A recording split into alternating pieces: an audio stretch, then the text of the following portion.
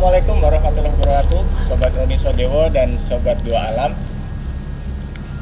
Video kali ini istimewa sekali karena kita berdua collab, bukan collab tewas tapi kolaborasi. Kolaborasi ya. Jadi tentu sangat menyenangkan sekali ketika sejarah dikemas dengan banyak cara. Betul.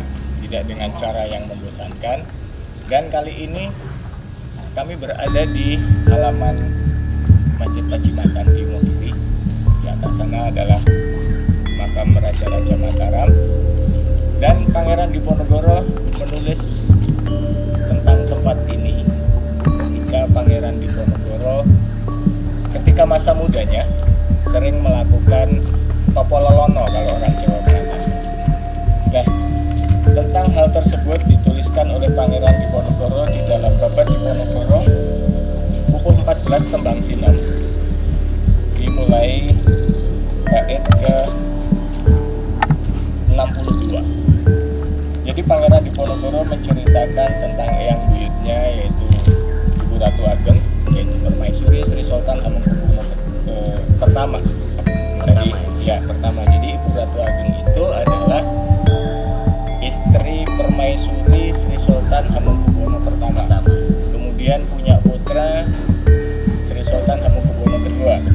Sri Sultan Hamengkubuwono kedua punya putra Sri Sultan Hamengkubuwono ketiga. Sri Sultan Hamengkubuwono ketiga punya putra Pangeran Diponegoro. Ya, jadi Sri Sultan Hamengkubuwono pertama adalah yang buyutnya. Ya. Dan tadi malam kita sudah ke Tegalrejo. Nah, di sanalah Pangeran Diponegoro dibesarkan oleh nenek buyutnya sejak usia 7 tahun. Nah, pada saat remaja Pangeran Diponegoro itu senang melakukan perjalanan, dan salah satunya diceritakan di dalam Tembang Sinem buku ke-14 mulai bait ke 61 saya bacakan ya. Supradene kedah meksa Walanda saha Geng Alif. Saking cerih dateng Geng Eyang, penapi dateng Sudarmi. Nanging kang tias pribadi ing agama remenipun. Mengkono Tegalrejo langkung duka kang eyang suwagi, kang ibadah penapi kathah ing tiyang. Jadi Pangeran Diponegoro menceritakan bahwa Pangeran Diponegoro itu sangat menghormati sekali kepada eyangnya. Kemudian di bait ke-62, miwah ingkang wangilan sedaya mapan wus salin Kanjeng Pangeran Namaniro. Nah, kemudian ketika ayahnya diangkat sebagai Sri Sultan Hamengkubuwono III, kemudian beliau menggunakan nama Lenggih Syekh Abdul Rahim. Kalamun aneng projogung Pangeran Diponegoro. Jadi kalau di keraton Pangeran Diponegoro menggunakan nama Pangeran Diponegoro. Tetapi kalau dia sedang berkelana sebagai santri, beliau menggunakan nama Syekh Abdul Rahim. Syekh Abdul Rahim. Gadya anama kalih, jadi namanya ada dua. Ingkang yuswa sampun kalih dasa warsa. Jadi ketika Pangeran Diponegoro menggunakan gelar Gusti Bendoro Pangeran Haryo Diponegoro dan kemudian beliau juga menggunakan nama Syekh Abdul Rahim, itu kurang lebih usianya 20 tahun. Ya. Nanging pekarmanyo ingkang den lampahi mengkono estining griya ing siang kalawan latri. Jadi beliau menceritakan tentang kesukaannya, kesenangannya, yaitu dia lelaku, prihatin. Ya. Mengkono estining griya mencari jati diri. Ing siang kelawan latri, baik siang maupun malam. Sepiro donya iki dadya karem ingkang marang purbaning suksma. Pangeran Diponegoro mempunyai prinsip, seberapalah dunia ini dibandingkan dengan kekuasaan Gusti Allah. Ya, jadi Pangeran Diponegoro tidak terlalu memikirkan tentang dunia, tetapi yang difikirkan adalah bagaimana mengagungkan Gusti Allah. Nanging sifat laral mesih asring kenging kagodha dhateng Wanodya, dan Pangeran Diponegoro menyadari bahwa sebagai seorang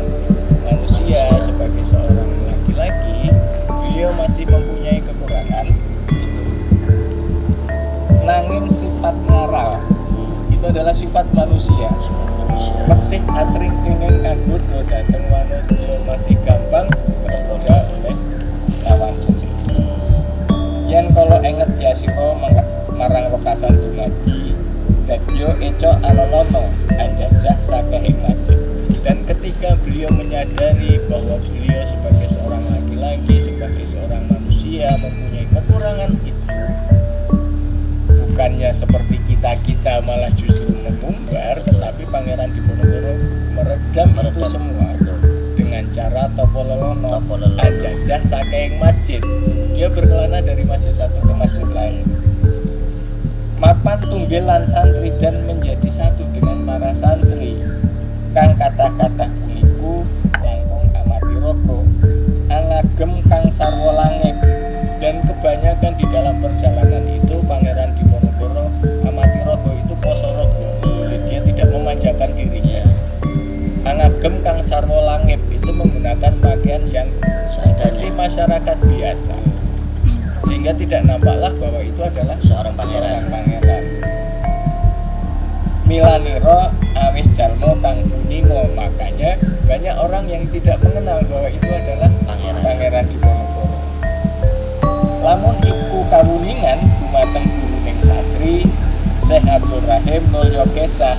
Nah, dalam perjalanan seandainya ketahuan bahwa itu adalah Pangeran Diponegoro dan ketahuan oleh yang punya pondok pesantren, Pangeran Diponegoro segera pergi.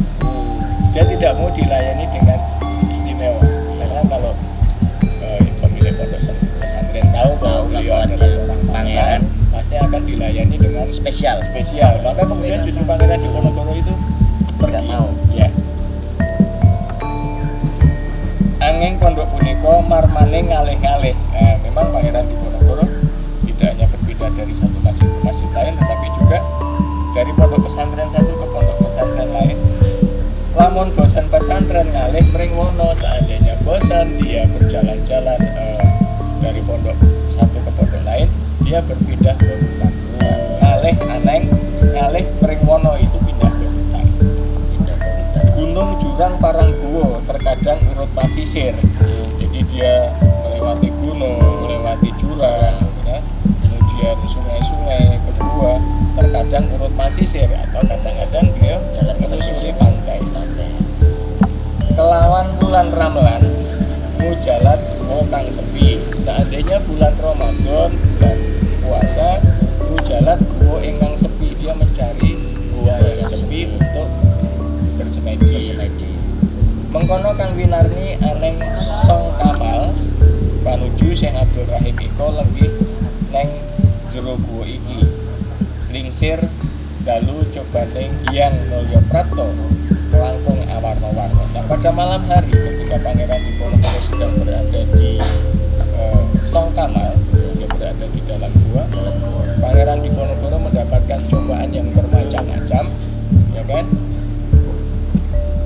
Syekh Abdul Rahim semono mustandrat terbih tinggal kalih nanging marang Hyang Widi. Tetapi cobaan-cobaan yang dia rasakan itu Pangeran Diponegoro tetap fokus kepada Hyang Widi, kepada Gusti Musno coba sedarum nulya ana kang prapta. Ketika cobaan-cobaan, mungkin itu ada jin kah yang mengganggu seperti apa dengan godaan-godaan, mungkin kalau kita udah lari terbirit-birit ya. Nulya ana kang prapta, kemudian Pangeran Diponegoro merasakan ada yang datang. Jumeneng ngarsene ki berdiri di depannya. Kang wong priya cahyanya sawang purnomo, seorang laki-laki yang dilihat disaksikan oleh Pangeran Diponegoro bercahaya bagaikan bulan purnama. Apeto sang jati sukmo sayektine Sunan Kali, dan itu ternyata diyakini oleh Pangeran Diponegoro adalah Sunan Kalijaga. Syekh Abdul Rahim semono cengeng deniro ningali. Pada saat itu Pangeran Diponegoro yang sudah menggunakan nama Syekh Abdul Rahim cengeng deniro ningali, karena di atas itu sampai lehernya itu pegel. Nulya ngandika aris. Kemudian si sosok Sunan Kalijaga itu mengatakan, "Hei Abdul Rahim, sira sira iku wus pinasti yang suksma, lamun sira iku benjing dadi ratu ring ireng mulya musna.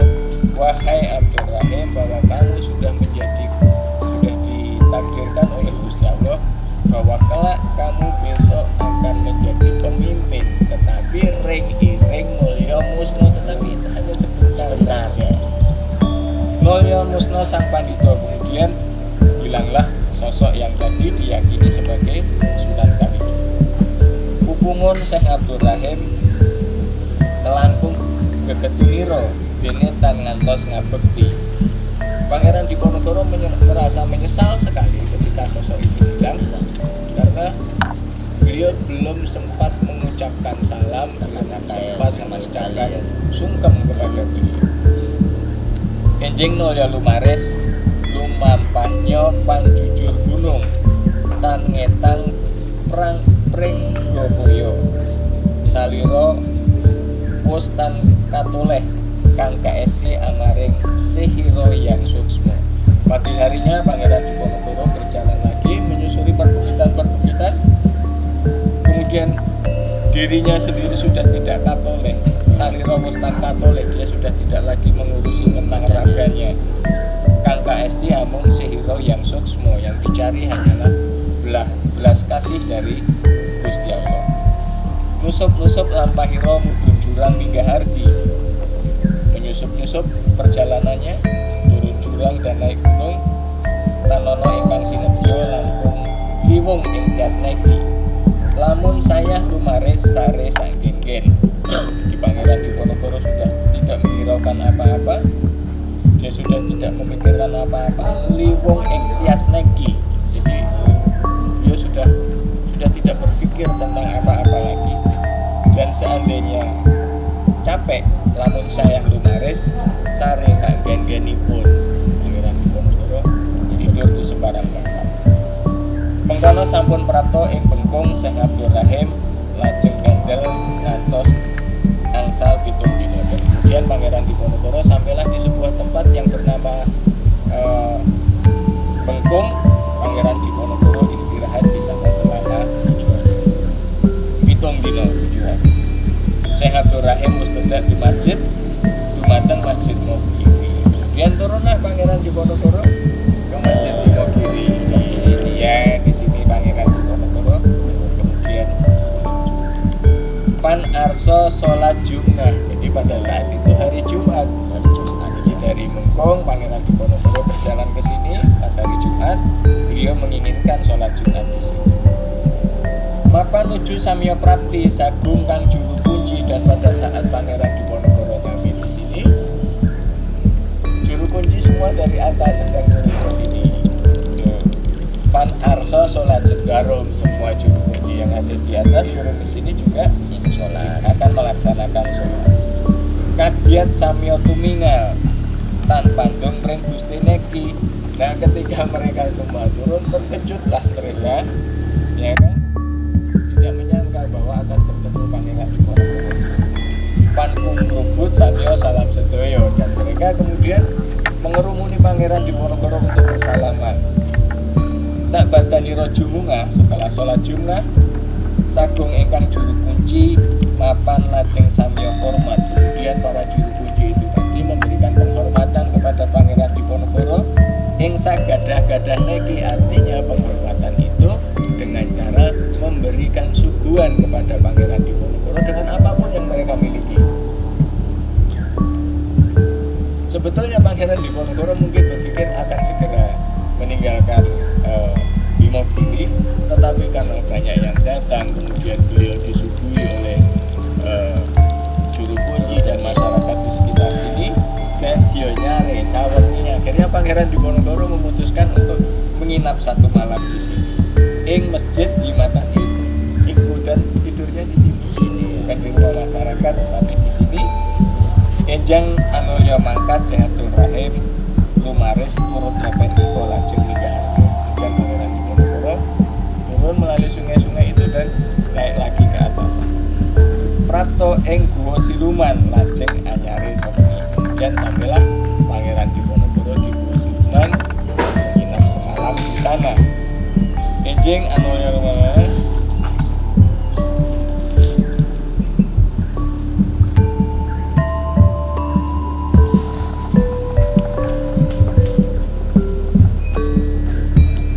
Prato ing Gua Siluman lajeng anyare sawangi enjing Anoyo lumampah. Setelah menginap di Gua Siluman, Pangeran Diponegoro berjalan lagi lo tirah-tirah ing ngardi, kemudian menyusuri atas bukit itu ya, di atas perbukitan itu. Mengkono sampun prapti Sayabdo Rahim ing Gua Sigolo, dan sampailah Pangeran Diponegoro di Gua Sigolo. Jadi sobat dua alam, sobat Indonesia Timur, perjalanan sudah lumayan lengkap dari sejak Pangeran Diponegoro dibesarkan di Tegalrejo, kemudian remaja, beliau sering melakukan perjalanan rohani sampailah di tempat ini. Dan nanti setelah ini kita akan ke Gunung Wijil dan ke Gua Selarong. Mudah-mudahan kita masih dapat mengejar pada program. Nanti kita ngopi di sana.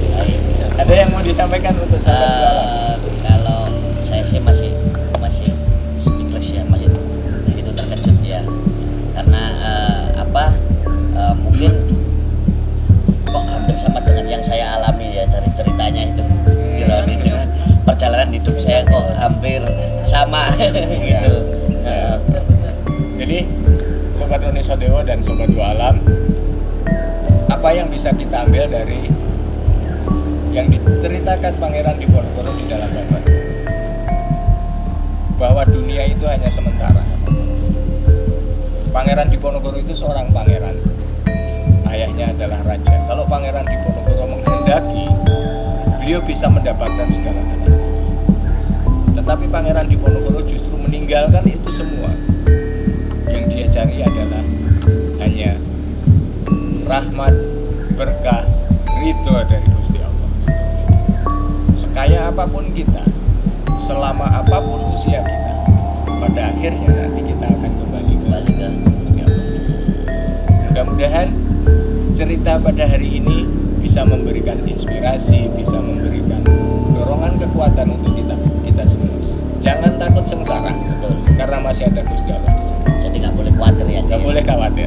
Yang penting, nggak boleh makan, nggak bisa makan. Nggak boleh. Nggak boleh. bahkan Pangeran Diponegoro kalau memang tidak ada yang dimakan, ya beliau nggak makan. Ya. Padahal beliau seorang pangeran. Betul. Ya. Ada yang mau disampaikan? Nah, barangkali ke Mbak Nadine, Mas Andi, Nadine. apa yang mau disampaikan dari perjalanan Eyang ini tadi? Kagum sih, Kagum ya, sampai pengen nangis rasanya. Terharu, Kita sudah terharu. berimajinasi, Sudah bisa cerita dan membayangkan. membayangkan ternyata begitu hebatnya. Ya. Oke, buat dua alam. Saya menuliskan buku ini memang sengaja untuk keluarga, untuk keturunan Diponegoro. Sayangnya saya cuma bawa satu. Jadi supaya adil, saya menyerahkannya ke Mas Bintang. Tetapi di sini saya tulis untuk produsernya. Terserah nanti gimana baginya. Mudah-mudahan buku ini bisa bermanfaat. Di sini saya tuliskan putra-putra Diponegoro siapa aja, kemudian istri